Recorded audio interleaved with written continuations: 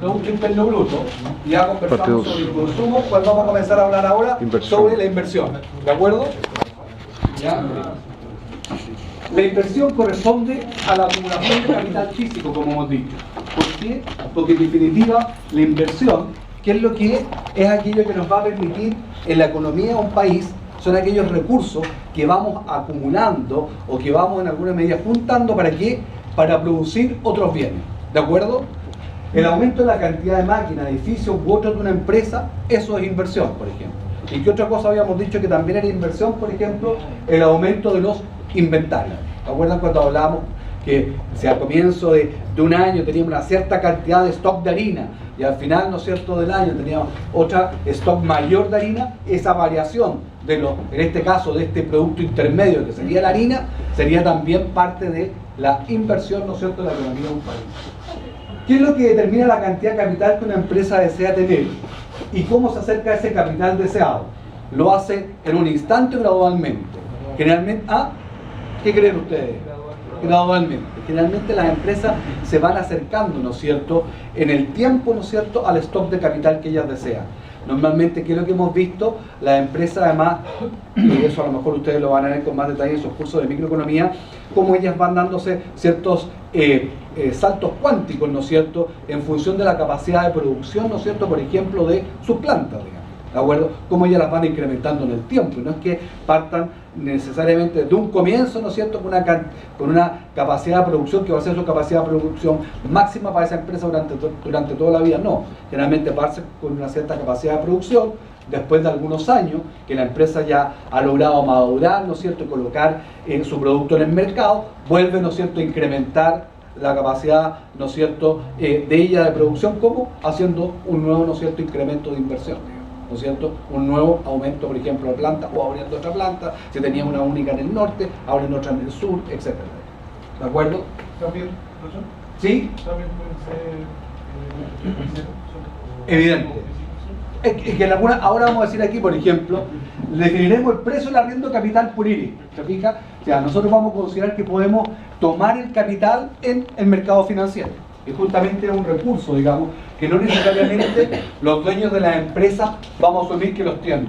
Nosotros asumiremos que las empresas no son necesariamente dueñas del capital, ¿te fijas? A raíz de lo que tú preguntabas, sino que lo arriendan a otras. Ojo, también desde un punto de vista contable, ¿qué es lo que considera la contabilidad con respecto a los dueños de la empresa? Acuérdense que el capital, ¿cómo lo muestra la contabilidad? Como una deuda con los accionistas. El patrimonio es una deuda que tiene la empresa con sus accionistas. ¿Ya? En alguna medida sigue este mismo enfoque, ¿se fijan? Porque el patrimonio, ¿no es cierto?, en definitiva, ¿no es cierto?, es un pasivo que tiene la obligación y que se muestra como un pasivo con sus dueños, con sus accionistas, ¿no es cierto? Bueno, también se puede suponer que las firmas son las que invierten en las dueñas del capital, y en algunos casos en la realidad se da eso, que hay empresas que con los años que van generando utilidades, y esas propias utilidades son parte, ¿no es cierto?, esas utilidades acumuladas son parte del capital que la empresa dispone, y muchas veces parte, ¿no es cierto?, de las utilidades acumuladas que la empresa van generando, que es lo que hacen justamente con eso financian sus nuevos proyectos, con eso financian sus nuevas ampliaciones, ¿no es cierto?, de plantas, con eso financian la instalación en otra zona o en otro país, etcétera. O sea, con justamente parte de las utilidades retenidas, muchas veces van financiando, ¿no es cierto?, parte de su capital para desarrollar nuevos proyectos. De la microeconomía sabemos que las empresas deciden el uso de los factores con el propósito siempre de ¿qué? De maximizar sus beneficios, ¿no es cierto? Siempre las empresas buscan maximizar sus beneficios. Bueno, ¿y qué es lo que vamos a ver en definitiva? Que cómo toman las decisiones de inversión las empresas, en definitiva. Si ERE, acuérdense que ERE era el costo de arrendar capital, ¿de acuerdo? Era el costo, como alguien dijo, de pedir a una institución financiera, o de pedirle a un accionista, o de pedirle a un inversionista, ¿no es cierto?, capital, ¿de acuerdo? Es una tasa de rentabilidad o de interés que nos cobra alguien por que nosotros podamos disponer de capital en la empresa. Luego, si nosotros tenemos R partido por P, si P es un índice de precios, ¿qué sería R partido por P? ¿Qué sería? ¿La rentabilidad real o nominal? ¿Ah? Perfecto, ¿no es cierto? Entonces, las empresas arrendarán, muy bien, ¿no es cierto? Es real, efectivamente. Las empresas arrendarán capital hasta que su costo real de arriendo sea igual a la productividad marginal de capital. ¿Cuál es el costo real de arriendo? R dividido por P. Es el costo real de arriendo del capital. ¿De acuerdo? Eso es lo que estamos diciendo.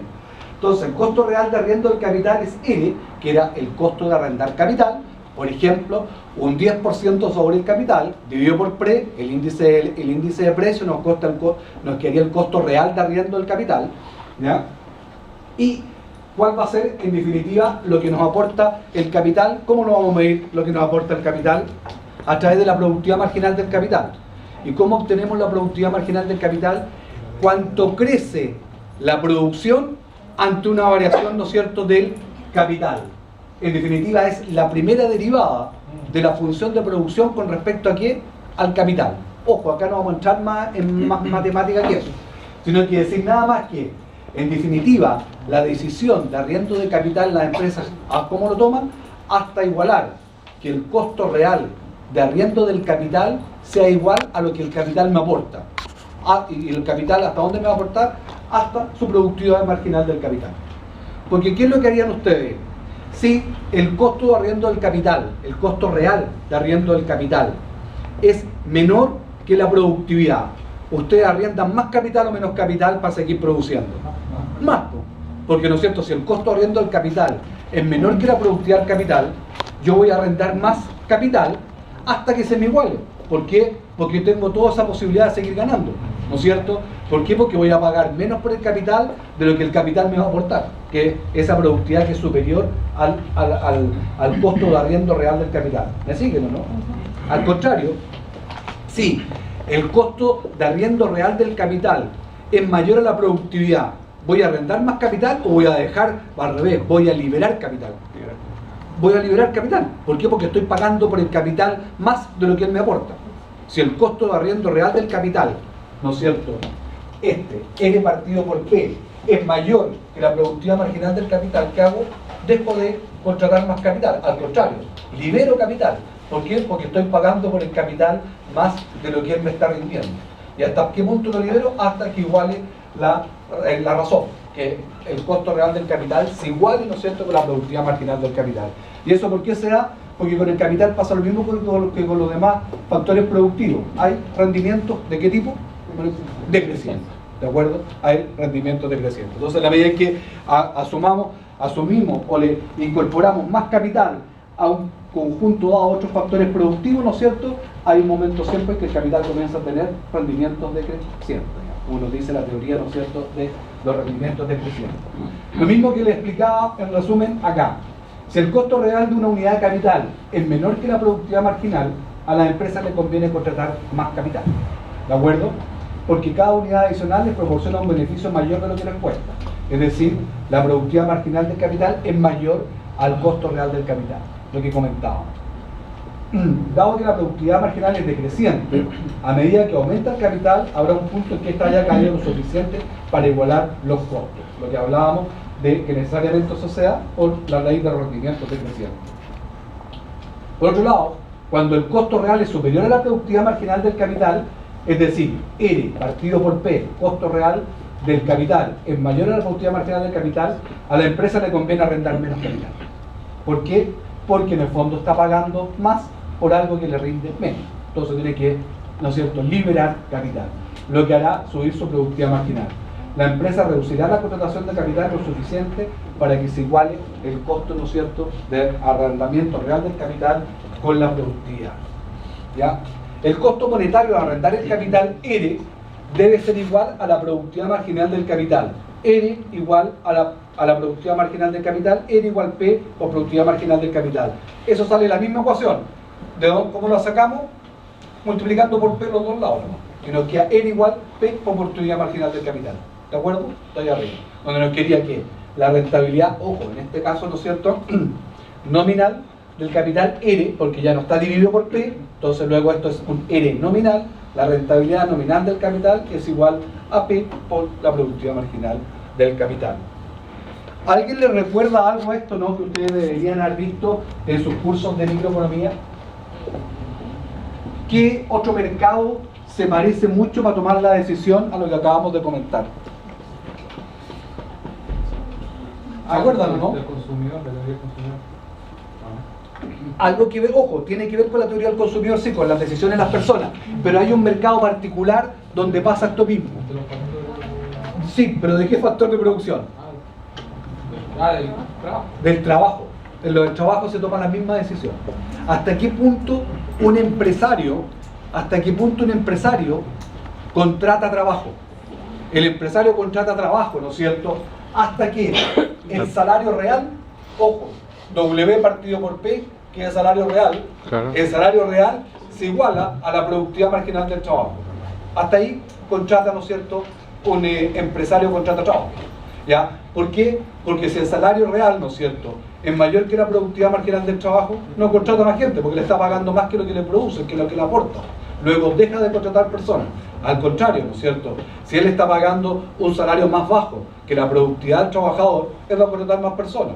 ¿Por qué? Porque en definitiva las otras personas que contraten, ¿no es cierto?, le van a aportar más que el salario que él les paga. Entonces, por lo tanto, va a tener un beneficio. ¿De acuerdo? ¿Y hasta qué punto contrata? Hasta que se iguale. Hasta que se iguale. Que el salario real sea igual a la productividad marginal del trabajador. Hasta ese punto, porque en ese punto ya deja de ganar el empresario. Esa es la última unidad en la que él deja de ganar, ¿no es cierto? Y por lo tanto, el mismo análisis, ¿se fijan? Lo mismo, pero con otro factor de producción. Este es el capital y el otro es el trabajo. ¿Ya? Tasa de interés nominal y real. Acá vamos a ver una famosa ecuación. Existe en el mercado monetario, que es lo que se llama la ecuación de Fischer. ¿Ya? ¿Qué nos dice? Ojo, en términos generales, la tasa de interés nominal expresa los pagos monetarios que nosotros hacemos. ¿Ya? Por ejemplo, ¿ya? Y creo que acá, para no usar otros números, si nosotros tenemos que pagar una tasa de interés nominal de un 7% y hemos contratado un monto de 100.000 pesos, que es lo que nos están diciendo en el fondo. Nosotros contratamos una deuda, por ejemplo, un crédito por 100.000 pesos y nos dicen que nos va a cobrar una tasa de interés nominal de un 7%. Es decir, quiere decir que al cabo de un año nosotros vamos a tener que devolver el capital, los 100.000 pesos y además un interés, en este caso el interés nominal, de 7% sobre 100.000 pesos, que serían 7.000 pesos. ¿De acuerdo?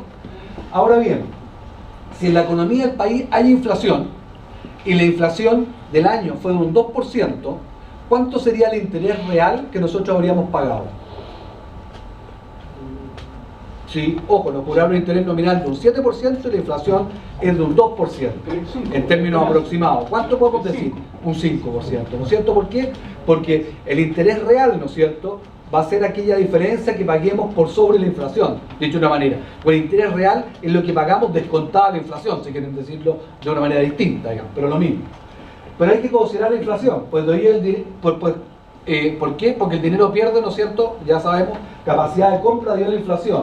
Luego, si la inflación fue un 2%, el valor del dinero, en este caso, el 2% de 100.000, 2.000 pesos, lo único que está haciendo es compensarnos a nosotros la pérdida real del dinero que nosotros, en este caso, la verdad, lo que nosotros tenemos que pagar, porque hemos tomado una deuda al banco, le estaría compensando al banco lo que él, ¿no es cierto?, estaría dejando de obtener nada más que por el efecto de la inflación. Y los otros 5.000 pesos sería lo que nosotros realmente le estaríamos pagando, ¿no es cierto?, al banco. Bueno, esto es lo que nos muestra la ecuación de Fischer, que dice que 1 más la tasa de interés nominal es igual a 1 más la tasa de interés real por 1 más la inflación. Si esto lo desarrollamos, ¿ya? Si esto lo desarrollamos, esto de acá, tendríamos, ¿no es cierto? Voy a desarrollar el lado derecho, ¿de acuerdo? O sea, tenemos 1 más la tasa de interés nominal va a ser igual a 1 más pi más la inflación más R más R por pi. ¿De acuerdo? 1 más I igual a esto. Vamos a borrar los dos 1 y nos queda I igual I igual, acá dice inflación más R, pero lo voy a escribir R más inflación más R por la inflación. Este término de acá, generalmente, como son números decimales, estos dos, acuérdense, cuando hablamos de inflación son 0, y tanto normalmente en un periodo, este número de acá tiende a ser un número muy chico. Luego, generalmente esto lo aproximamos, ojo, lo aproximamos, una aproximación, ¿de acuerdo? porque la fórmula incorpora este número, ¿ya? Luego este número lo aproximamos a 0. Y la otra manera que normalmente conocemos la ecuación de Fischer entonces es que 1 más I, 1 más la tasa de interés nominal, que esta es la expresión real y completa, es igual a 1 más la tasa de interés real por 1 más la inflación. Muchas veces la conocemos nosotros de esta manera nomás, que I, la tasa de interés nominal, es igual a la tasa de interés real más la inflación, ¿de acuerdo? Esa es otra forma en que se suele expresar la ecuación de Fischer, pero esta es una expresión aproximada, porque eliminamos este término, que es un término muy pequeñito, y por eso se elimina, ¿de acuerdo? Ojo, normalmente también esta inflación, ¿ya? ¿A qué inflación se refieren, cree usted? ¿A la inflación histórica o a la inflación esperada?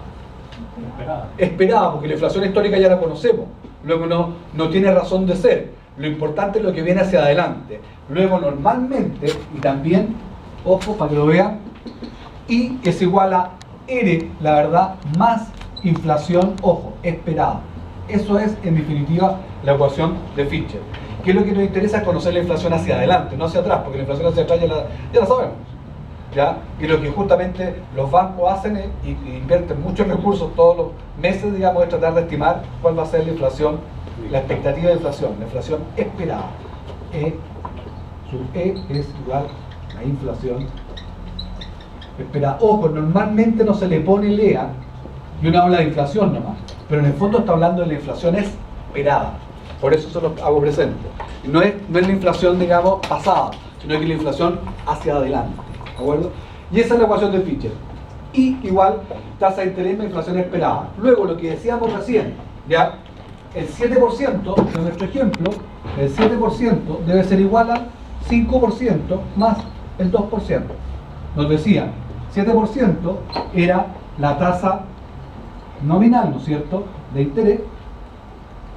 Tasa nominal de interés es igual al 5%, que es la tasa real de interés, más el 2%, que ¿qué es lo que era el 2%? La inflación. Y normalmente, ¿qué es lo que ocupamos? Ocupamos esta ecuación, digamos, como la ecuación de Fischer. En el día a día, eso es lo que se ocupa, ¿ya? Como ecuación de Fischer, siendo que su verdadera expresión es esta otra. ¿Les queda claro? ¿Se entiende lo que es la ecuación de Fischer o no? ¿Ya? Nos muestra, ojo, la relación entre la tasa de interés nominal y la tasa de interés real cuando existe inflación. Ahora, ¿qué es lo que pasa normalmente, no es cierto? En economía, ¿qué es lo que se suele suponer? Se suele suponer si no existe inflación, ¿ya? Y si no existe inflación, ¿no es cierto? ¿Qué nos pasa si no existe inflación? Como último término, nos queda, ¿no es cierto?, en esta, que la inflación, la tasa de interés nominal es igual a la real, ¿de acuerdo? Si no existe inflación y la tasa de interés nominal es igual a la tasa de interés real, ¿de acuerdo? Ojo, eso para que lo conozcan. Les queda claro, ¿no? Pero para que entiendan que sí, con esto vamos a hacer el break, ¿ya? Y volvemos 10 minutitos más.